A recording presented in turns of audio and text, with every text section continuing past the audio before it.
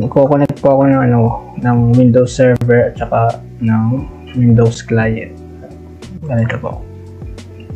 Pumunta po tayo sa ating VMware. Dito po muna tayo sa OS. Punta po tayo dito sa internet.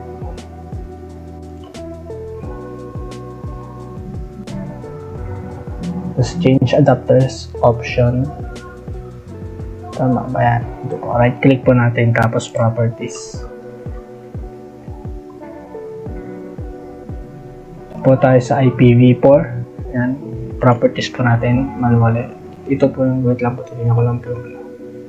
Gagawin po natin 192.168.1.20 po ito. Ayan, tapos ito naman po ay .10 sa server po to. Yan. So, yun na rin po ilagay natin dito sa preferred DNS. 192.168.1.10. Ito po ay server. Ito, server. Yan po. Ito pong 888 sa Google po to. Alternate. Okay po natin. Tingnan po natin kung napalitan siya. Para po i-check, Windows Run, CMD, enter, ipconfig.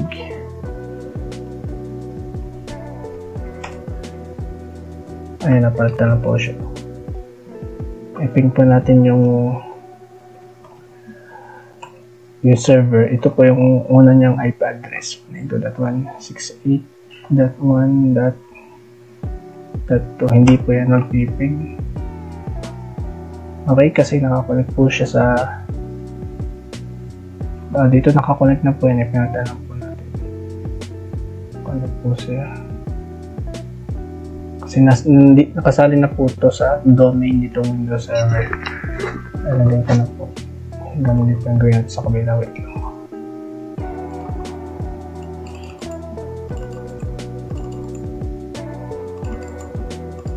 Lagi po tayo dito. Internet. Change adapter settings. Windows cannot access this specified device. Wow, yan meron.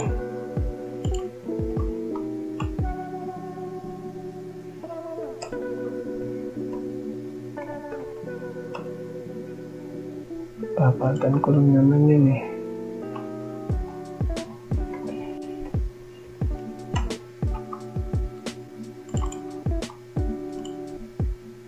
Yan, dito po natin. Yung ncpa.cpn po. Wait, pakita po natin. Yan po ay shortcut para dito. Right click, properties. Sa IPv4 po tayo. Yan. Nilalagay po natin dito ay sa server naman po. IP address sa server which is 192.168.1.10. Tapos subnet mask-matic po yan. So ito, ilagay na rin po natin yung IP address niya natin. Pero temporary lang po ito. At 1.10. Yan po, sinin natin. Yun ba yung sa server 10? Yes. Check po natin siya sa CMD.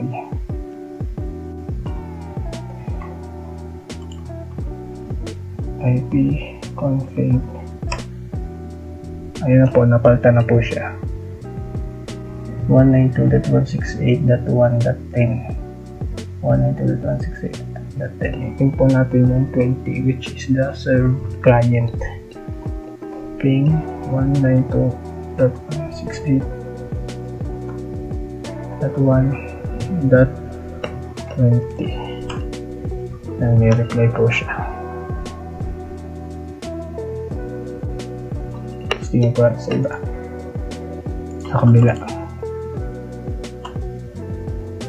ipconfig, check kung tama. Ping 192.168.1.10 na server. Ping natin na server. And may reply na po siya. Tapos, pag-save nga natin ang ayos na yun. Ping 192.168.1.10. Yan po yung IPv4 address 192.168.1.10 reply 192.168.1 packet sent equals 4. Yan po, tapos na po. Send na po siya.